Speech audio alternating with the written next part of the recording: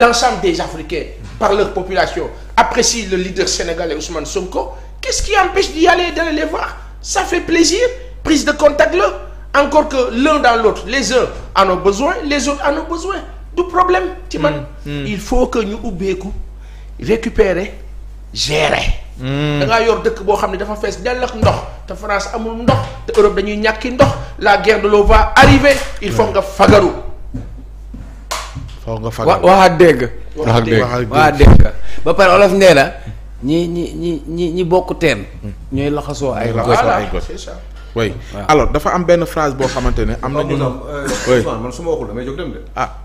yow mais man xanaa jox ko kàddu wax dëgg jox ko waaw Aliou ci yow laa doon ci yow laa doon wax ko. mais Aliou fi ñëpp xool ki li mu wax nii yëpp. amul droit wax ci wala amul xalaat. yow yaa si wala tu passes à autre chose. non je lii pense pas à autre chose Aliou. bëgguma leen de. ci yow laa doon jëm de. boo Aliou waxal Aliou waxal. affaire dafa non colonie transition ci yow laa jëm. laaj nga jox na la nag. waaw dama. Aliou waxal waaw Aliou waxal. thème bi sax y a une possibilité de relance thème bi sax yow yaa ko moom parce que toi tu es français. non ça n'a rien à voir avec la France. Ah, ça n'a si. rien à voir mais il y a beaucoup de Sénégalais qui sont français. et qui font beaucoup de choses pour le pays pour le Sénégal. juddoo am ay doom foofu doom yi nekk. am naa ko samay jarbaat. waaw ñooñu foo leen di def. Mamadou Niang à Rouen je fais un gros coucou. allez Aliou défends la France ñu dem. non ne me dis pas défends la France avec ironie. s'il te plaît. Ça c'est de la moi j'ai fait beaucoup d'efforts. je retire. moi j'ai fait beaucoup d'efforts pour être dans ce pays. ouais sénégalais nga franco-sénégalais. waaw ba pare di fay ay doomu adama créer entreprise. binational. waaw. non quand même. défends la France. mais waroo voté ñaar ak dëkk yëpp quoi. loolu foog ñu xoolaat ko. voté fii voté fii. baal jaamur mu wax nag. yéen ñaar du ngeen bàyyi il Aliou. vote en France il vote en Aliou. Sénégal. dañu kii Aliou. boy. dama yow laa dégg. je prends le nom des bavards. dooleel ma ma dem. adduna bi dafa am lu muy doxee. da ngay dooleel choisir ma dem. benn. yaa ngi dégg. dooleel ma dem dafa am lu ma la dugal doxee. waaw. yaa ngi dégg système la système mu adduna bi dafa am nu muy demee da ngay adhéré wala nga génn ci. yaa ngi dégg dafa am nu muy demee am na yu bari d'accord uma ci Pape Assane wax na ko léegi par rapport ak les 95 ça fait même plus milliards de francs de dollars yoo xam ne ñu ngi koy dimbali Israël pendant que Amérique occidentaux Amérique Angleterre France ak yu demee noonu les occidentaux di dimbali Israël la Russie aussi dépense autant de milliards pour essayer de maintenir la Russie pour des raisons géostratégiques. ku nekk ak say intérêt. kële dafa am lu tax mu koy def ba bëgg ñëw wàcc si aussi moom ci Afrique de l'Ouest surtout le Sénégal pays nouvellement élu je dis pas peuple élu mais pays nouvellement élu au travers de ses ressources stratégiques pétrolo gazo zircon phosphate machin et cetera or bi diamant normal. La Russie dafay pointer wu aussi mais on aurait dû faire 36 000 formes de dissertation sur le mot ou la phrase les pays n'ont que des intérêts ils n'ont pas d'amis. loolu mun nga def 36 000 façons de dissertation yu wute. Pourquoi les pays n'ont que des intérêts et pas des amis loolu mun nga si def façon bu nekk génnee ci xalaat bu nekk mu gudd lool bari façon bu nekk te kenn lu def hors sujet. Parce que les pays sont différents. Ils sont différents dans leur stratégie, ils sont différents dans leur vision par rapport à seen propre avenir. Ils sont différents. La Russie, quelle que soit sa différence ak justement la France par exemple, bu ñuy coow ni tout le temps, eh bien cette différence-là, quelle que soit la différence bi, am nañu au moins un point commun. Mooy les pays n'ont que des intérêts et pas des amis.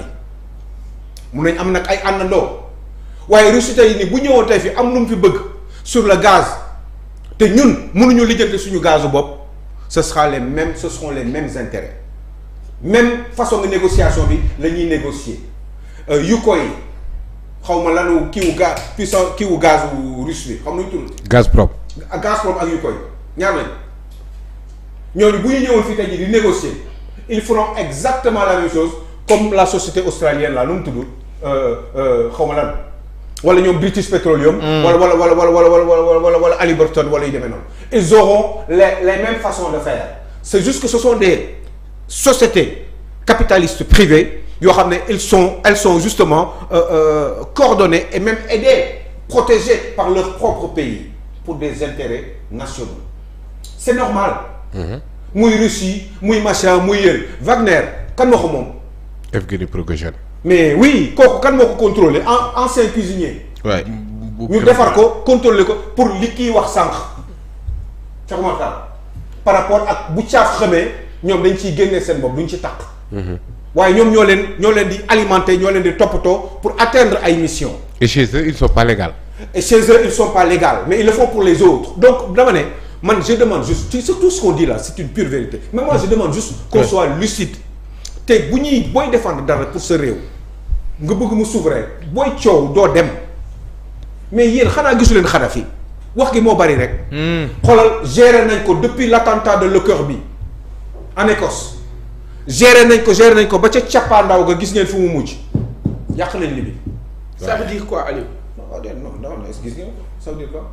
non je pose la question. non amul ça veut dire c'est de visu.